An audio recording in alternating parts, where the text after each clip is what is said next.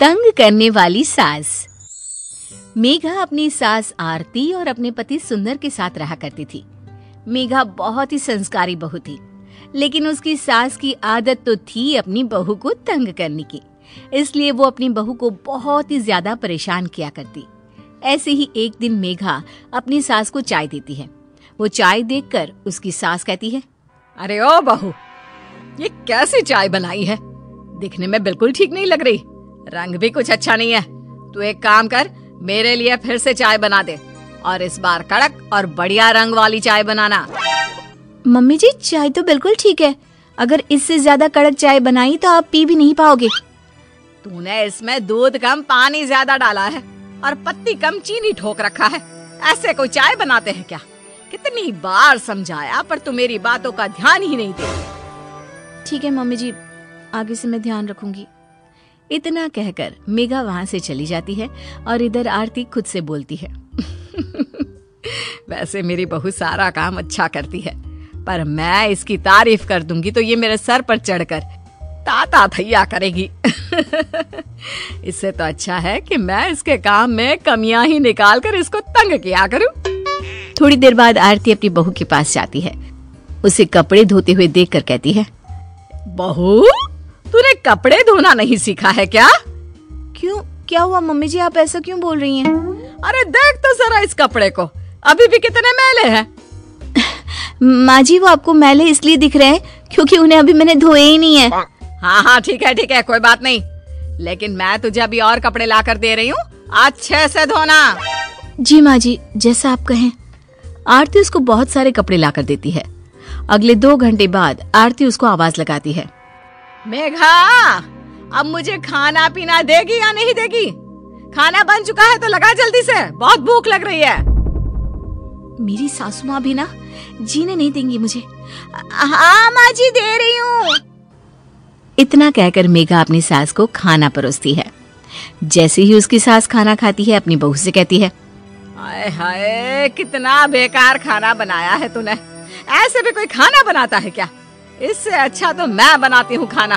देख तो जरा, नमक कितना कम है। तुझे खाना बनाना बिल्कुल नहीं आता। तेरी माँ ने तुझे कुछ सिखाया ही नहीं है क्या? बस माँ जी, बहुत हो गया। आप जब तक मुझे बोल रही थी तब तक ठीक था, लेकिन अब मेरे घर वालों को कुछ भी मत बोलिए। आगे से मैं ध्यान रखूंगी कि नमक कम ना हो। इतना कहकर मेघा वहां से चली जाती है। अगले दिन अपने पति के साथ बाहर जाने का प्लान बनाती है तो वो जीन्स पहनकर निकलती है। ये देखकर आरती मेघा से कहती है, बहू, तेरी शादी हो चुकी है, अब तू कुंवारी नहीं है जो इस तरह से जीन्स पहनकर बाहर जा रही है। माँ जी, अकेले थोड़ी जीन्स पहनकर बाहर जा रही हूँ, मैं इनके साथ बाहर जा रही हूँ।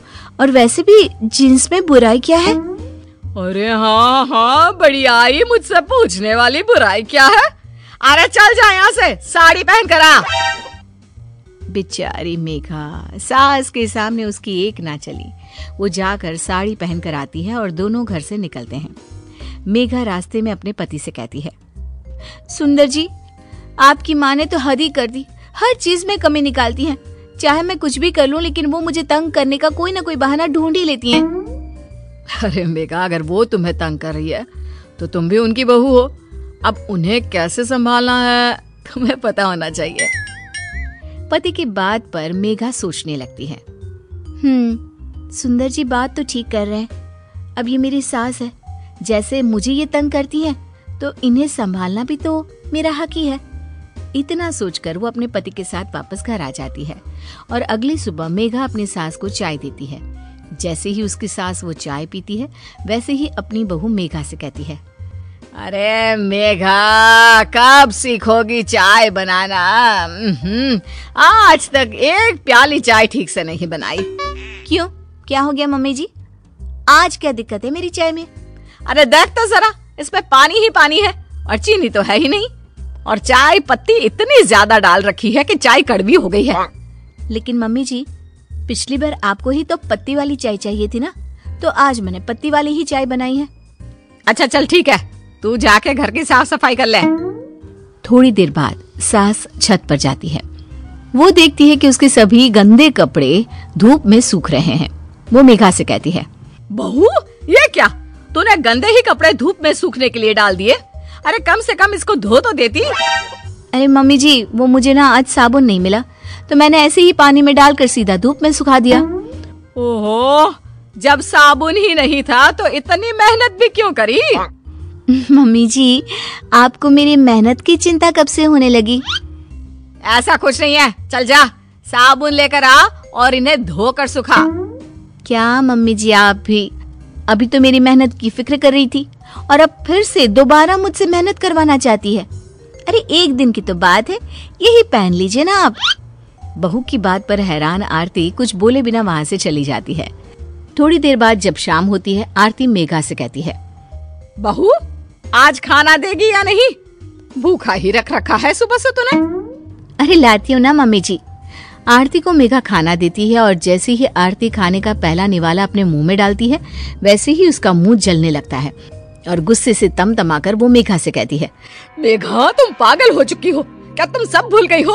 अरे पहले कितना अच्छा बनाती थी सब, लेकिन अब तो सब कुछ सत्यानाश कर दिया है। क्यों मम्मी जी, अब मैंने क्या कर दिया? ये खाना देख रही है, इतना तेज नमक और लाल मिर्च तो तूने इतनी भरी हुई है कि मेरा मुंह जल रहा है इसे खाकर। अरे मम्मी जी, आपको ही तो थोड़ा तेज नमक और मसाले वाला खाना चाहिए था ना।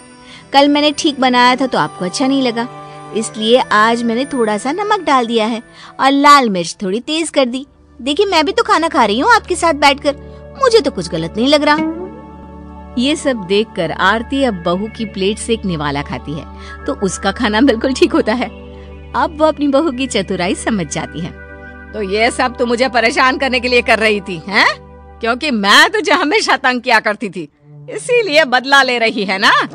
अरे नहीं नहीं मम्मी जी, मैं तो बस आपके मुंह से सच्चाई निकलवाना चाहती थी कि आपकी बहू अच्छी है, बस आपको ही उसके काम में नुक्स निकाल कर तंग करने की आदत है।